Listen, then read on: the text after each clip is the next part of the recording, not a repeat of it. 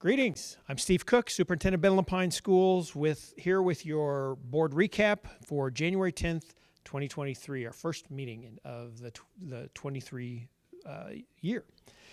A pretty tight and concise meeting tonight. It was a large agenda, but we moved through things pretty quickly. We started off with some recognitions today that were pretty exciting. The first one was a really direct recognition of Madeline Randstrom, a teacher for us, who actually performed the Heimlich maneuver on one of our students in class. Great celebration. She did the Heimlich. It worked perfectly. Madeline was excited. Another student in the classroom actually caught the hard piece of candy that had been lodged in her student's throat, and it was a big success for everybody. And so she received the Above and Beyond the Call of Duty Award tonight, and it was our honor to be able to recognize her for that. The second award we had tonight was to recognize all of our teachers who have received their national board certification recognition tonight. We have 5 teachers that have newly received their national board certification tonight that we celebrated, and 12 who maintained that national board certification. So we had all 17 teachers. Check that. We had 14 of the 17 here tonight, and we got to celebrate those. We had a large crowd to their family members and friends who were here to celebrate them as well. Really nice recognition for our teachers that work so hard for our students. The third recognition we had tonight is honoring and recognizing that January is School Board Appreciation Month, and so we read a declaration for the appreciation of our school board. And then we had the consent agenda passed with no interest, no action.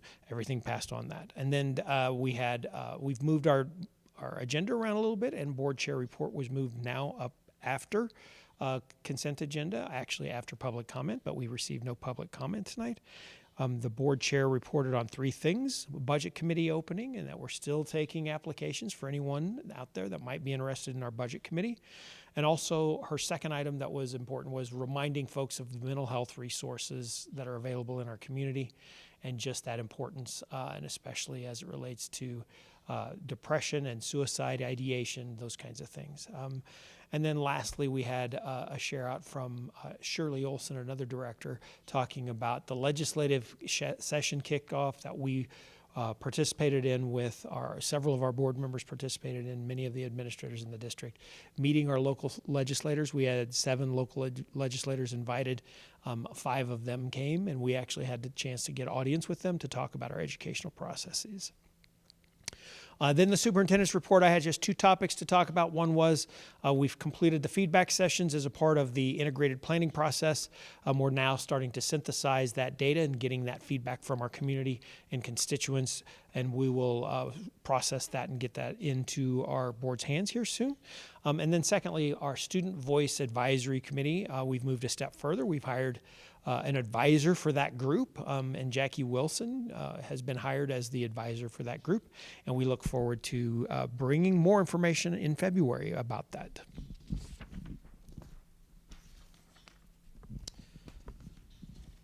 We had 3 action items tonight. All 3 of them passed. The first one was a recommendation to use a construction manager general contractor, or often known as a CMGC, for renovations that are going to be happening as a part of this last bond process for renovations to the Ed Center, and that passed.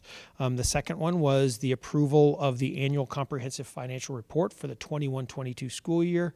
It was a clean finding once again, or a clean report once again, which is the highest rating you can receive. There were some minor findings that were reported on that, and Leah Bibeau, our finance director, designed the process and through her team the process of which they would clean those findings up. The board approved that with no abstentions or nays. And then the last one was we needed to appoint somebody to the Ed Foundation Board of Directors, and Director Shirley Olson has been chosen to serve in that capacity. We then moved into the report session. We had a second quarter finance report, fairly typical at this point, nothing major to share.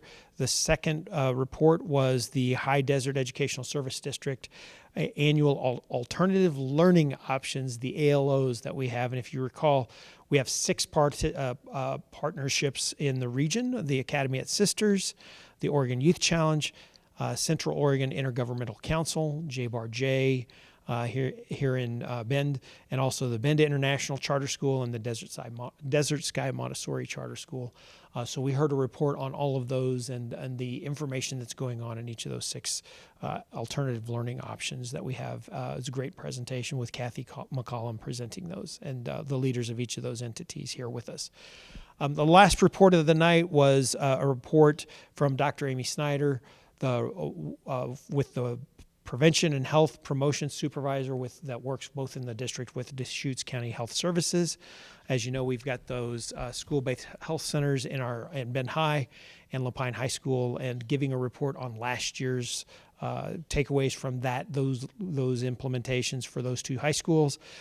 Big takeaways from that was improved suicide prevention, increased family engagement, expansion of Upshift, which is a substance abuse option for when students are substance uses, rather than suspending them, having alternatives to that. Vaping prevention, and then investments in our health education programs. Great presentation from Amy, and just demonstrating the value of this partnership between Deschutes County and the school district. Then a quick review over board policy that is going to be out for public review. That policy is, it is student absences and excuses, JED-BP, and then I presented 6 policies that are out for review for administrative policies. I'll just go through those names real quickly. Those are public contracting rules and procedures. That's a manual that needed updated. Purchasing authorities and limits, those needed increasing so that we had authority to do those purchases.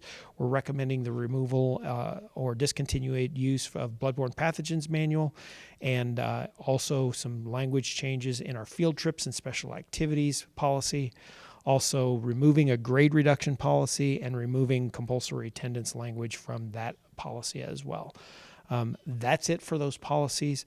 We had some brief board comments about the mental health needs and just more appreciation for our teachers. And I just want to share that we really do come out of winter break, and as we start to head into this finishing up semester 1 into the next semester, that there's a lot of positive work going on out there, a lot of great work.